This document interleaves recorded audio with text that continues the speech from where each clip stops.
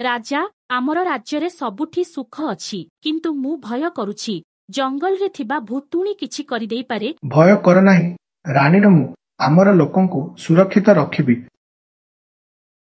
ହାହା, ଏହି ଖୁସିର ରାଜ୍ୟକୁ ମୁଁ ଅନ୍ଧାରରେ ଡୁବାଇ ଦେବି।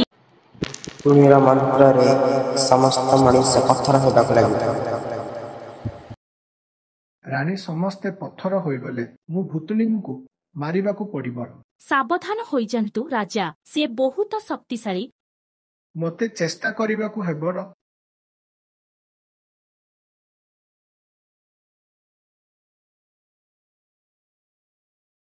ତୁମେ ଆସିଲ ବାହାଦୁର ରାଜା, ଆସ ମୋର ମନ୍ତ୍ରର ଶିକାର ହେବ। ନାହିଁ ନାହିଁ ନାହିଁ ନାହିଁ ନାହିଁ ବ। ରାଜା ପଛକୁ ହଟନ୍ତୁ। ଯାହାରୁ ଯାହା ଆସିଛି ସେଥିକୁ ଫେରିଯାଅ।